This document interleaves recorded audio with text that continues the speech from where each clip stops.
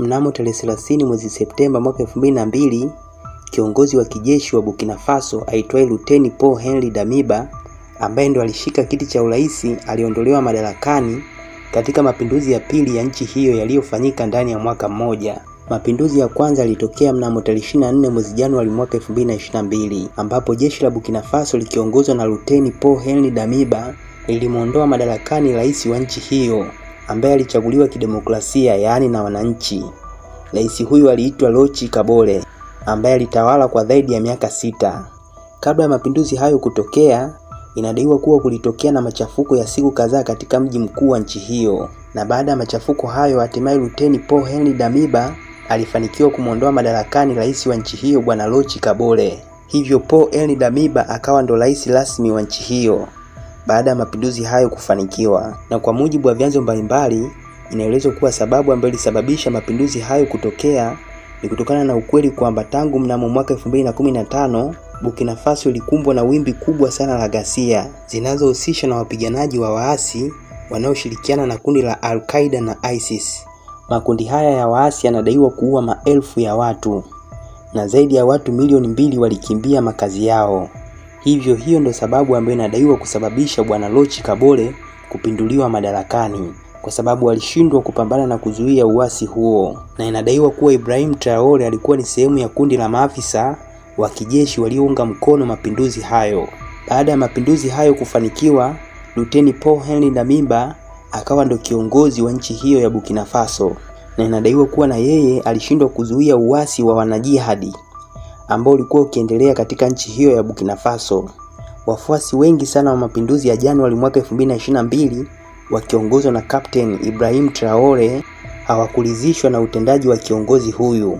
Katika moja ya mahojiano ambayo aliwahi kufanyiwa, Captain Ibrahim Traore alidai kuwa yeye na maafisa wengine wa jeshi walijaribu kumsisitiza kiongozi wa nchi hiyo bwana Paul Henri Damiba kupambana na uhasi huo ambao ulikuwa ukiendelea katika nchi hiyo ya Burkina Faso, lakini kiongozi huyo hakuonyesha nia ya kukomesha uhasi huo ambao ulikuwa umezidi katika kipindi cha miezi 9. Hivyo jambo hilo lilisababisha kuanzishwa kwa operation ya kumuondoa madarakani rais huyo, na operation hiyo iliongozwa na Captain Ibrahim Traore.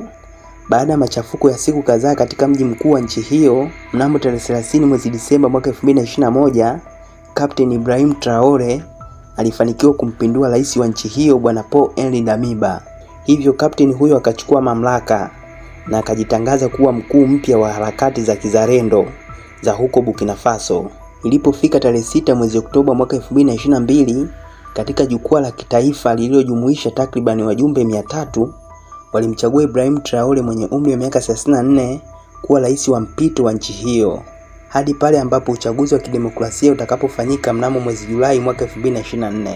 Kutokana na jambo hilo lilimfanya Ibrahim Traore kuandika rekodi ya kuwa rais mwenye umri mdogo zaidi duniani. Je, Ibrahim Traore ni nani? Alizaliwa wapi? Na kwa nini hupenda mara nyingi sana kutembea na bastola? Pia nini kiliwapata wale ambao walijaribu kumpindua madarakani? Ili uweze kufahamu mambo hayo na mengine mengi sana, hakikisha kuwa unaungana nami kuanzia mwanzo mpaka mwisho wa video hii. Kama bado hujasubscribe katika channel yetu, unasubiri nini?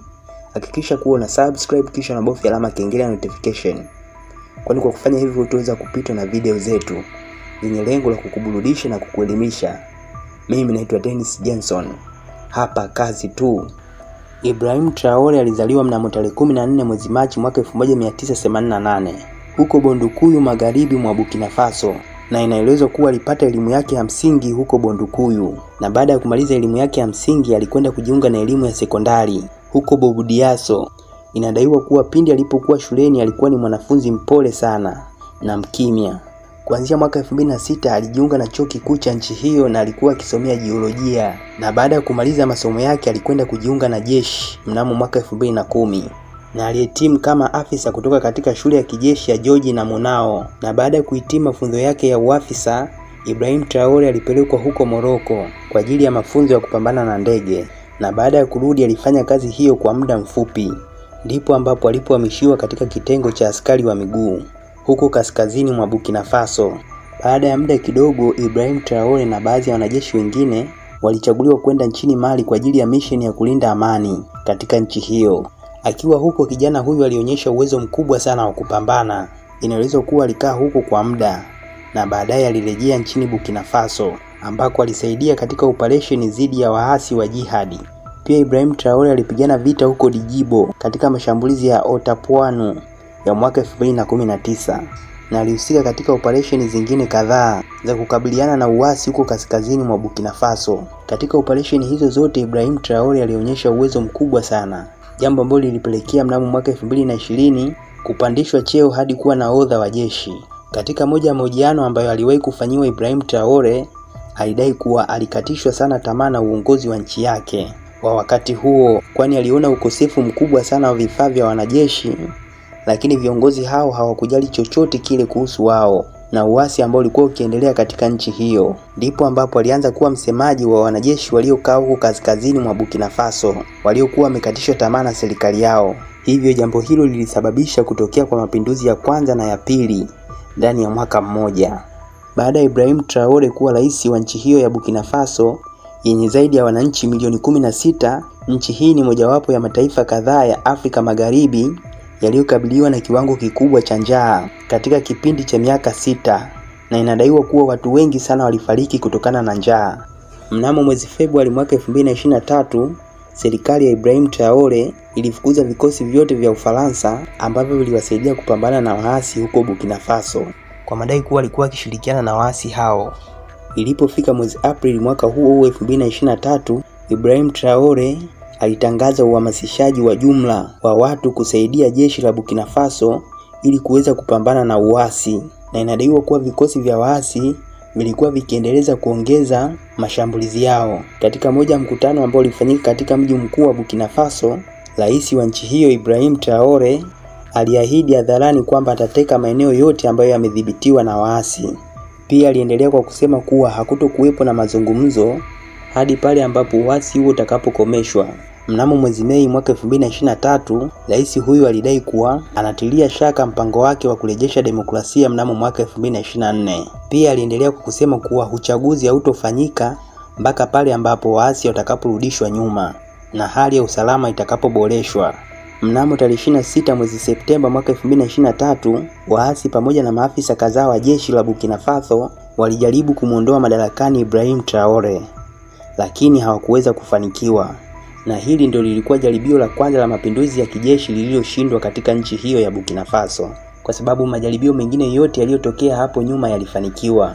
Inaelezwa kuwa jeshi la Burkina Faso lilipambana sana ili kuzuia mapinduzi hayo, na baadhi ya maafisa wa jeshi pamoja na watu wengine walioshukiwa kuhusika katika jaribio hilo la mapinduzi walikamatwa. Pia kuna tetesi kwamba rais wa nchi hiyo bwana Ibrahim Traore ana uhusiano na shirika la mamluki la Urusi liitwalo Wagner Group, lakini rais huyu amekuwa akikanusha madai hayo. Mnamo tarehe 29 mwezi Julai mwaka 2023, katika mkutano wa Urusi na Afrika, Ibrahim Traore alisema kuwa watu wa nchi yake wanaiunga mkono Urusi, na alidai kwamba uamuzi ambao ulikuwa umefanywa wa kufungua ubalozi wa Urusi nchini Burkina Faso ulikuwa sahihi sana, kwa sababu ubalozi wa Urusi nchini Burkina Faso ulifungwa mnamo mwaka 1992.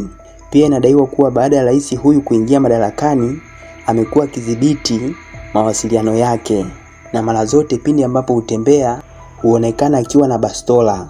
Kazi ya bastola hii ni kujilinda pindi ambapo kutatokea na tukio lolote lile. Kwa kifupi ni kwamba Ibrahim Traore hamuamini mtu yeyote ule, na anajua kwamba muda na saa yoyote ile anaweza kugeukwa au kuhitaji kupinduliwa. Hivyo hiyo ndio sababu ambayo inasababisha awe anatembea na bastola kila wakati na kila sehemu anayoenda. Mpaka sasa uchaguzi huko Burkina Faso bado hujafanyika, lakini rais huyu kijana amekuwa akipambana vikali sana na uasi ambao unaendelea huko nchini kwake Burkina Faso. Na hivi karibuni kulizuka na picha mitandaoni ambazo zilikuwa zikimuonyesha rais huyu akiwa na mkewe. Kwa sababu za kiusalama haijulikani kuwa rais huyu alioa lini na wala na watoto wangapi. Yaani kwa kifupi maisha yake binafsi ameyaweka private sana, na jambo hili amelifanya kwa sababu za kiusalama. Wapo baadhi ya watu ambao wanasema kuwa kiongozi huyu anaiga nyendo za Vladimir Putin ambaye ni rais wa Urusi, na hii ni kutokana na misimamo mikali aliyonayo na jinsi ambavyo anaendesha nchi yake. Je, madai hayo ni ya kweli? Asante sana kwa kuwa nami kuanzia mwanzo mpaka mwisho wa video hii. Kama bado hujasubscribe katika channel yetu, hakikisha kuwa una subscribe kisha unabofya alama ya kengele ya notification. kwani kwa kufanya hivyo utaweza kupitwa na video zetu zenye lengo la kukuburudisha na kukuelimisha. Mimi naitwa Dennis Jenson na kutakia wakati mwema, na tukutane tena kwenye video nyingine.